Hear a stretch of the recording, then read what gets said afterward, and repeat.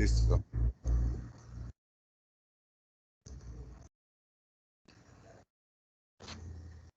Bueno, buenas tardes. Mi nombre es Osuna Ponce Héctor Emilio y voy a empezar con mi parte del tema de signos y síntomas de los trastornos temporomandibulares. De aquí voy a impartir ciertas páginas y hablando de ellos, pues nada más que ello es una evaluación a un paciente, pues es importante identificarlo con claridad y distinguir pues el signo y el síntoma, ¿no? Saber diferenciar cada uno de ellos y diagnosticar bien lo que le está pasando al paciente.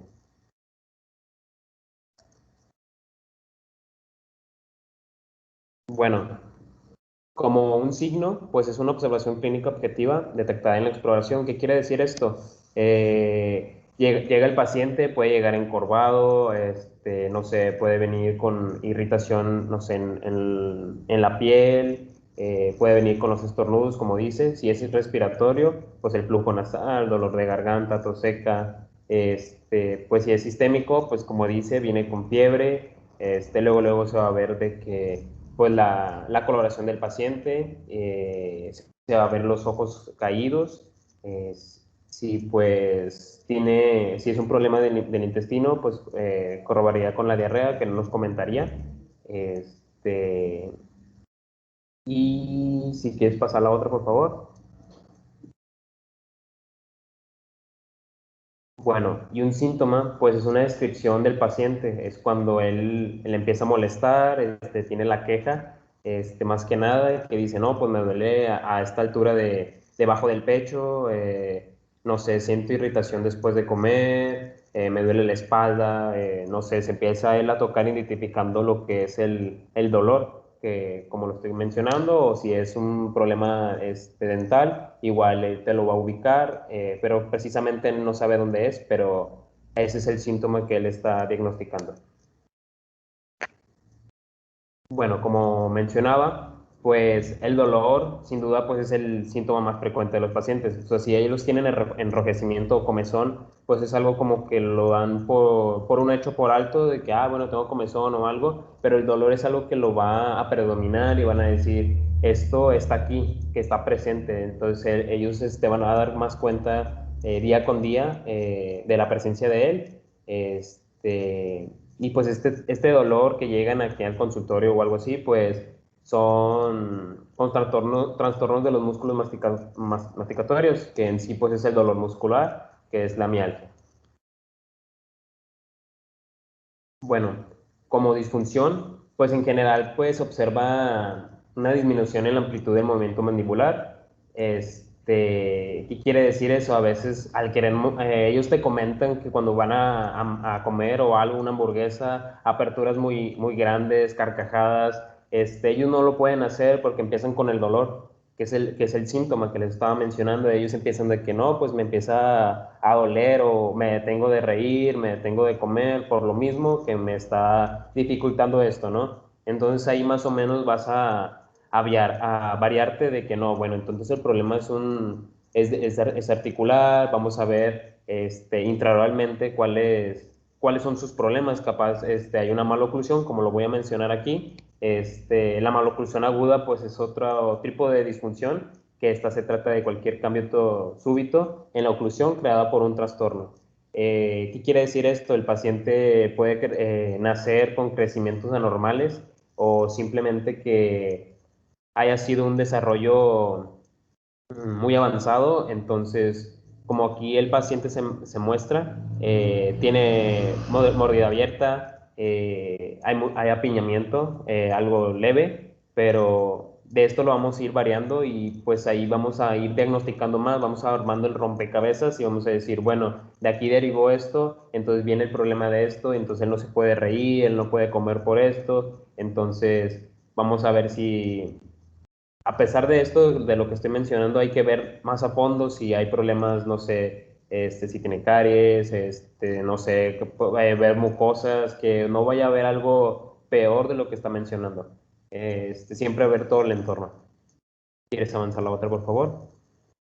Bueno, el modelo clínico del dolor en los músculos masticatorios, pues siempre pues está el agudo, tiempo y crónico. ¿Qué quiere decir esto? Pues esto nos va a determinar pues si es cierto tiempo, si es muy prolongado, si él está acostado y aumenta el dolor, o simplemente que él esté sentado o se ladea, se acuesta de lado. Eso nos van a dar muchas determinaciones de que, bueno, entonces tengo que ver cómo tratarlo, ¿no? Si él llega a la unidad clínica, lo vamos a sentar y lo va a empezar con molestias y él con la indagación del interrogatorio, pues nos vamos a dar cuenta de lo que no debemos de hacer, ¿no? Entonces, de aquí va a derivar lo que es la alteración, las molestias musculares, como lo mencionaba, que ellos lo van a localizar,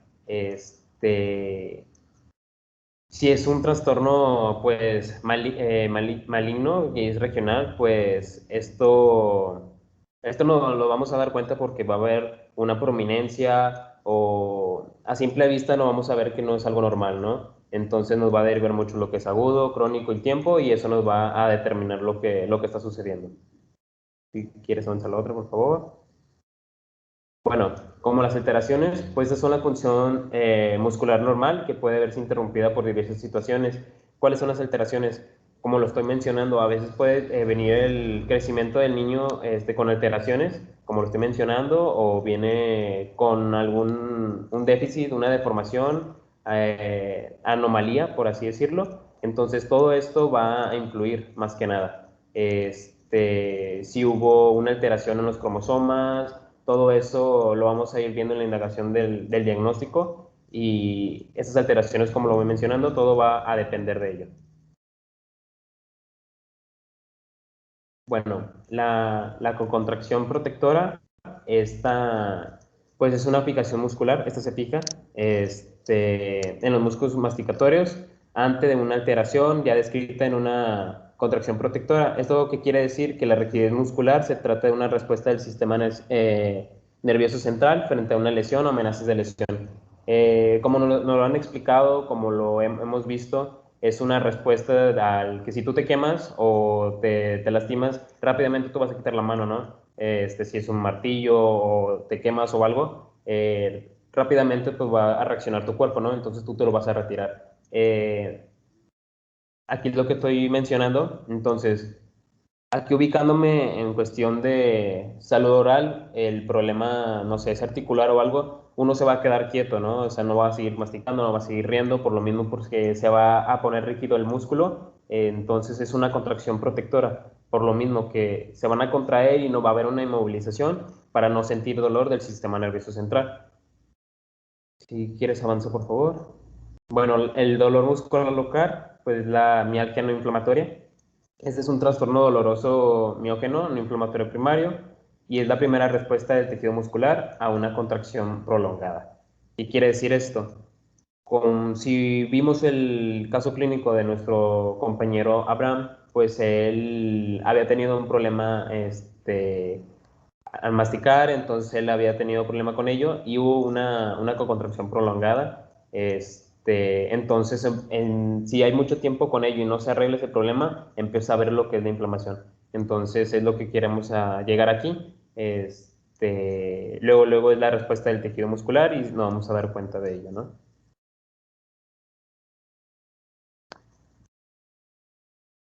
Bueno, los efectos del sistema nervioso central sobre el dolor muscular. Esto puede complicarse, ya que en muchos casos de la actividad del sistema nervioso central, pues puede modificarse ese dolor o ser el verdadero origen del dolor muscular. Y quiere decir esto que nos podemos confundir en caso de que tenga un problema que el paciente no se haya percatado de ello, y simplemente el dolor muscular esté ahí, sin ser el problema que ya tiene. O sea, él puede identificar el problema variado, pero si él tiene, no sé, un problema desde hace mucho, musculatorio, va a haber una confusión, entonces va a ser un poquito difícil diagnosticarlo e identificarlo. Ok, el mioespasmo, perdón, es la mialgia de contracción tónica. ¿Qué quiere decir? Es una contracción muscular tónica inducida por el sistema nervioso central.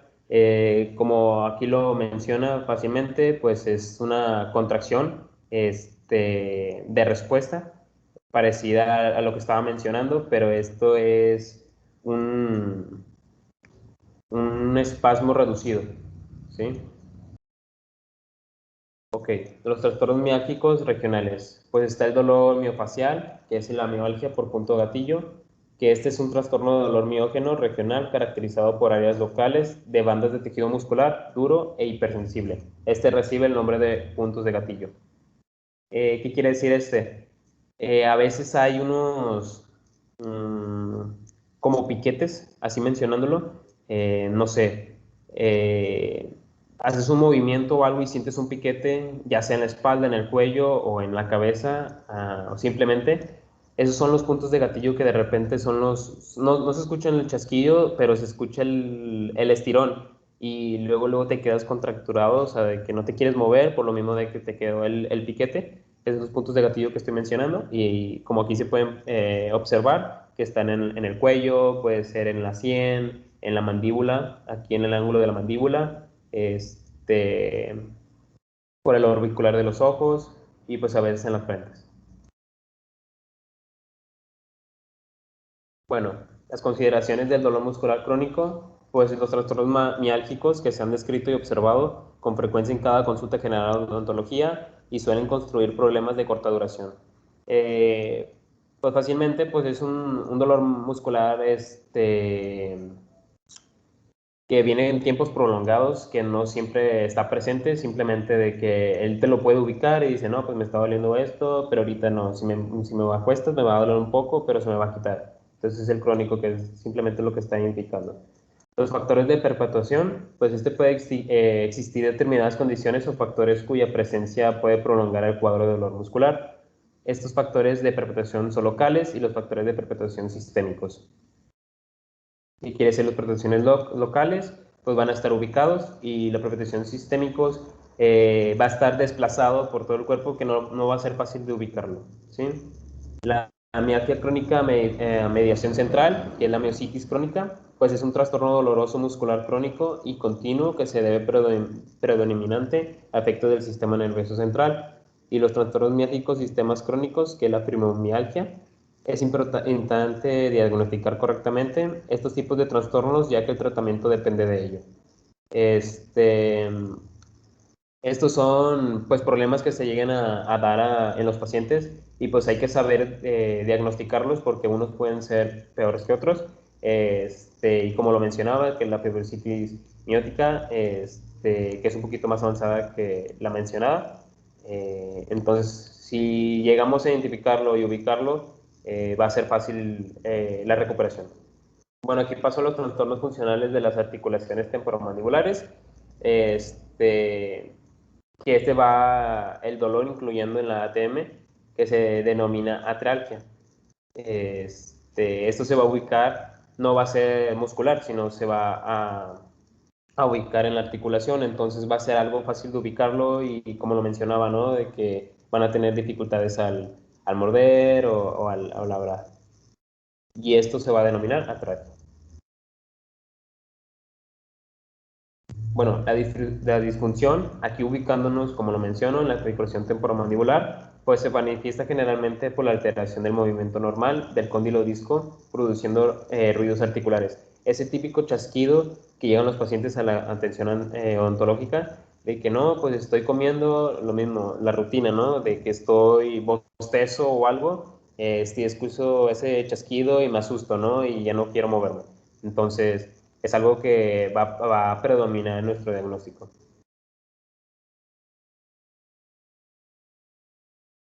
Muy bien. A mí me toca hablar sobre las alteraciones del complejo condilodisco. Cuando una estructura anatómica suele tener alguna clase de movimiento crónico, fisiológicamente esta estructura se va a adaptar a la situación. Aquí tenemos 4 tipos de alteraciones que nosotros podemos llegar a tener en el caso de... sí, dale para atrás, por favor. Primero. Tenemos 4 tipos de alteraciones que nos van a ayudar a saber pues, cuáles son las alteraciones de este complejo condilodisco. La primera es una tipo relación condilodisco que se modifica de manera crónica. La segunda es porque el disco puede estar unido con los ligamentos que están en relación con el disco. La número 3, tenemos que el cóndilo y el disco generan un movimiento de rotación. Sin embargo, el complejo cóndilo-disco está ubicado en la fosa articular y genera un movimiento de traslación. El número 4, dale para atrás por favor. Tenemos que la presión de las articulaciones producidas por los músculos masticadores hace que el cóndilo en la zona más fina del disco impida que la parte más gruesa se desplace. Continuamos, por favor. Tenemos otro trastorno funcional del disco. Esto es gracias a que el borde posterior del disco se adelgaza y causa que esto se desplace. Si ustedes observan en la imagen izquierda, tenemos a la imagen de color roja, eso viene siendo el disco. Si ustedes observan al lado derecho, observamos un disco más chiquito y más estirado. Bueno, esto es gracias a que se llegan a estirar porque el borde posterior del disco se desplazó. Esto causa que los ligamentos y músculos se elonguen y cause un pequeño ruido. Esto se denomina desplazamiento discal. Continuamos, por favor. Vamos a empezar a hablar de los traumatismos. Empezaremos primero con el macrotraumatismo.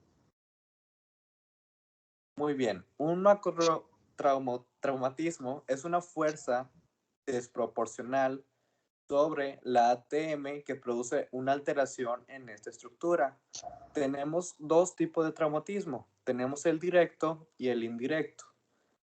Nosotros a tener un macrotraumatismo de forma directa, como su propio nombre lo dice, vamos a tener un traumatismo directo en el maxilar inferior, produciendo un trastorno intracapsular, mientras que la indirecta es una fuerza o lesión que se aplica en la articulación, pero no directamente en la mandíbula.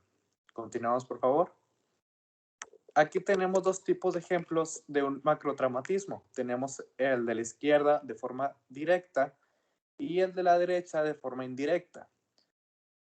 El de la izquierda observamos como un beisbolista se cae directamente aplicando fuerza y una fuerza de manera desproporcional al maxilar inferior, mientras que el lado derecho tenemos un movimiento en forma de latigazo.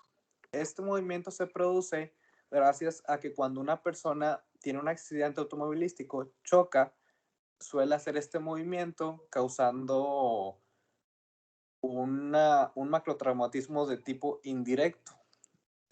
Esto quiere decir que va a tener una pequeña, un traumatismo, mejor dicho, en la articulación temporomandibular. Continuamos, por favor. Ahora les voy a empezar a hablar sobre el microtraumatismo. Dale, por favor. Esta es una fuerza pequeña que se aplica en la articulación. Esta se suele causar de forma crónica, causando una readaptación fisiológica en los tejidos. Si ustedes observan en la figura izquierda, vamos a observar que no encontramos ciertas piezas dentales. Fisiológicamente los dientes necesitan ocupar este espacio. Al momento de que los dientes estén en ese espacio, la articulación temporomandibular se va a ver directamente implicada, causando un microtraumatismo. Y del lado derecho observamos unos topes de resina. Estos topes de resina se les suelen poner a los pacientes para poder levantar la mordida. Entonces, aquí también se va a readaptar la articulación temporomandibular. Continuamos, por favor. Vamos a empezar a hablar sobre la ortodoncia y las alteraciones discales. Continuamos. La ortodoncia y las alteraciones discales. Hay algunos tratamientos en la odontología que pueden llegar a causar trastornos en la articulación temporomandibular. Sin embargo, hay una técnica en ortodoncia llamada BEGG, que es un nombre de un ortodoncista. Se ha demostrado científicamente que no causa ninguna alteración. En pocas palabras, los pacientes con ortodoncia no deben presentar ningún riesgo de padecer algún trastorno temporomandibular. Continuamos. Bueno, aquí va a haber algo llamado incompatibilidad estructural de las superficies articulares. Bueno, sabemos que un ATM sano posee superficies lisas y duras, sanas. Nosotros tenemos un líquido llamado líquido sinovial que prácticamente se va a encargar de lubricar la superficie para que no tenga un contacto directo hueso con hueso y pueda llegar a causar alguna lesión o que al paciente le pueda doler. Aquí podemos encontrar ciertas adherencias y adhesiones en las estructuras articulares de forma pasajera sin que existan cambios físicos. Y algunos pacientes bruxistas se suelen levantar por la noche, perdón, por la mañana después de haber dormido, teniendo una sensación de limitamiento en la apertura mandibular. En pocas palabras, tienen un poquito de... les molesta al momento de abrir la mandíbula. Continuamos, por favor. Vamos a tener un tipo de trastorno de la articulación temporomandibular llamada subluxación. Este tipo de patología se le conoce también como hipermovilidad. Esta condición se logra gracias a que cuando el paciente abre la boca, los cóndilos se mueven hacia adelante, causando cierta depresión preauricular y puede llegar a haber un clic. Esta es una característica anatómica no patológica. Digamos que este término se usa para describir una condición del paciente, al momento que el dentista observa cómo el paciente abra la mandíbula. A la larga, los ligamentos, algunos ligamentos e incluso algunos músculos pueden llegar a padecer alguna patología grave. Por eso es importante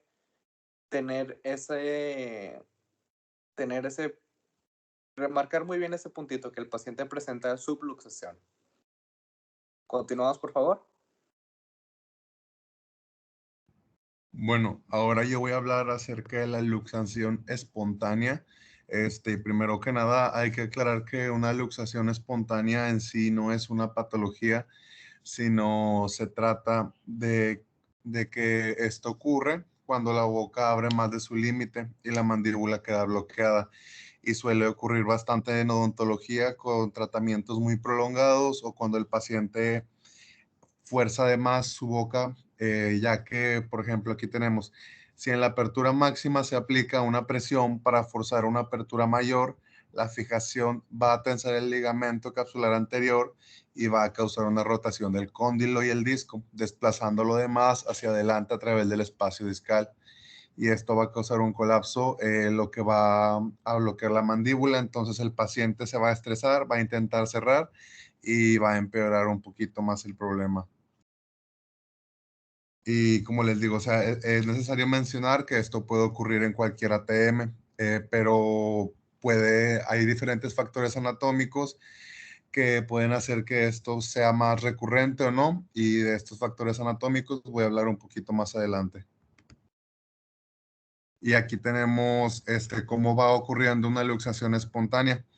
Tenemos aquí estas fotografías que nos van a explicar punto por punto. Y por ejemplo, en el punto A tenemos una fotografía que nos muestra la relación normal de cóndilo disco en la posición de cierre articular. Y luego ahora en el punto B tenemos la traslación máxima.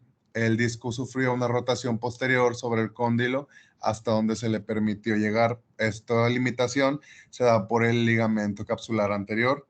Y en el tercer punto tenemos que cuando se intenta forzar una apertura mayor, el disco es traccionado hacia adelante, al igual por el ligamento capsular anterior a través del espacio discal, y se causa un colapso atrapando el disco en posición adelantada, que ahí es donde la mandíbula está trabada. Y aquí tengo los diferentes factores anatómicos que van a predisponer a los trastornos de alteración discal. El primer punto, tenemos que una inclinación de la eminencia articular. Entre más inclinación va a haber un mayor movimiento del cóndilo disco durante la función, y este movimiento exagerado aumenta el riesgo de una elongación de ligamentos. Entre más plano esté, hay menos posibilidad de que haya una elongación de ligamentos. También tenemos la morfología del cóndilo y la fosa. Esta teoría sugiere que la anatomía del cóndilo y la fosa pueden predisponer al disco al desplazamiento. Los cóndilos planos o en forma de tejadillo que se articulan con componentes temporales en forma de V invertida presentan una mayor incidencia de alteraciones discales. Y el último factor anatómico que tenemos aquí es la inserción del músculo pterigoideo lateral superior. En qué parte se va a insertar es lo que va también a predisponer más o menos a los trastornos de la alteración discal. Y se ha demostrado que si el músculo tiene una mayor inserción en el cuello del cóndilo y menos en el disco, la función muscular va a influir menos en la posición del disco, por lo que no hay tanto riesgo de alguna alteración discal. Y viceversa, si la inserción es mayor en el disco y menor en el cuello, la función muscular va a influir más en toda esta función. Y aquí tenemos algunos trastornos articulares inflamatorios. Tenemos los dos principales, que son sinovitis y capsulitis. La sinovitis es una inflamación de los tejidos sinoviales que, como mi compañero nos dijo anteriormente, son los que sirven como un tipo de lubricante, por así decirlo, en la articulación. Y esto va a causar un dolor intracapsular constante que se intensifica con el movimiento articular. Esto puede ocurrir debido a una función inusual o un traumatismo, y es casi imposible diferenciar clínicamente una capsulitis de una sinovitis. Y una capsulitis ocurre cuando se inflama el ligamento capsular, que por lo general esto se manifiesta clínicamente con un dolor a la palpación en el polo extremo del cóndilo y dolor en reposo que aumenta aún más cuando hay movimiento. Y su etiología, al igual que una sinovitis, suele ser un macrotraumatismo. Aquí tenemos otros dos, que es la retrodisquitis.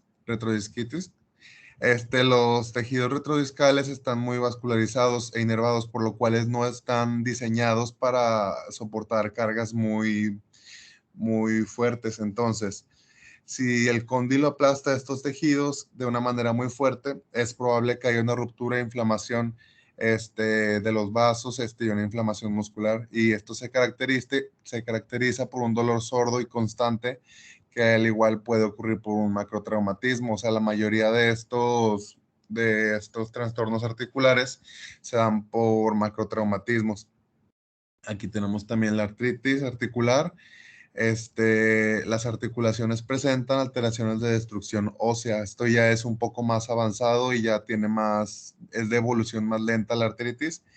Es un proceso destructivo que altera las superficies articulares óseas y se considera una respuesta del organismo al aumento de carga en una articulación, como algún hábito parafuncional. Y aquí tengo también lo que se llama resumen de la progresión, que es la forma en la cual una articulación va degenerándose. Y esto va desde una ATM sana y normal a una osteoartritis, como lo menciono aquí en esta diapositiva. Y bueno, primero que nada vamos a comenzar con una ATM normal, sana, y después vamos a ver que hay una pérdida de la función de cóndilo disco, y esto se puede deber a un microtraumatismo que ha estirado los ligamentos discales, o un o un macrotraumatismo que provocó cambios en la superficie articular, reduciendo el movimiento sin fricción. Después comienza un movimiento de traslación entre el disco y cóndilo y hay un adelgazamiento del borde posterior del disco. Aquí en las fotografías tenemos, ya en la tercera fotografía de arriba hacia abajo, tenemos que ya hay un adelgazamiento del disco en la parte posterior. Y después tenemos un alargamiento de los ligamentos discales y retrodiscales inferiores. Y entonces es cuando ya comenzamos con el clic simple y el clic recíproco, que es cuando ya empezamos a tener sonidos en la ATM y ya un poco de incomodidad. Después vamos con una luxación funcional del disco y aquí es donde ya se comienza a ser aún más incómodo. Ya no solamente es un clic, sino que tenemos una luxación con reducción y sin reducción, que es cuando la mandíbula se comienza a trabar. Y para este punto, el hueso también ya está un poco desgastado y ahí vamos a tener una retrodicitis, como lo dije anteriormente, y vamos a terminar con una osteoartritis, que sería ya como la forma más avanzada de un trastorno mandibular. Después, también tenemos que todo esto se va a venir reflejando a la dentadura, ya que hay diferentes signos que podemos ver en la dentadura de un paciente que nos van a reflejar que tenemos algunos hábitos parafuncionales, tenemos algunos trastornos articulares y los principales son la movilidad, que sabemos que una de las principales causas de la movilidad suele ser la enfermedad periodontal, pero también podemos encontrar inflamación de ligamentos y un poco de reabsorciones ahí óseas por hábitos parafuncionales y fuerzas oclusales muy altas. También tenemos la pulpitis. Las fuerzas intensas de una actividad parafuncional pueden crear los síntomas de una pulpitis reversible, que es similar a cuando hacemos una resina y dejamos puntos altos en la resina. El paciente regresa con dolores, pues algo bastante incómodos, ¿no? Entonces tenemos que revisar también eso, porque a veces los pacientes tienen dolores en los dientes y no sabemos por qué, no encontramos alguna restauración o cualquier otro factor que pueda estar causando molestias. Entonces puede ser también la oclusión lo que la esté causando. Y como tercer punto, desgaste dental. Pues ahí es muy obvio también que aquí tenemos esta fotografía justo abajo que nos indica que hay un desgaste pues bastante fuerte y se da por lo mismo de fuerzas oclusales bastante intensas. Y esos son los tres principales signos que podemos observar en la boca de un paciente que tiene algún trastorno en su ATM. Y creo que aquí sería todo. Ya sería el final de la presentación. No sé si ustedes quieran agregar algo, compañeros. Muchas gracias por su atención y espero les haya gustado el video. Muchas gracias a todos. Muchas gracias.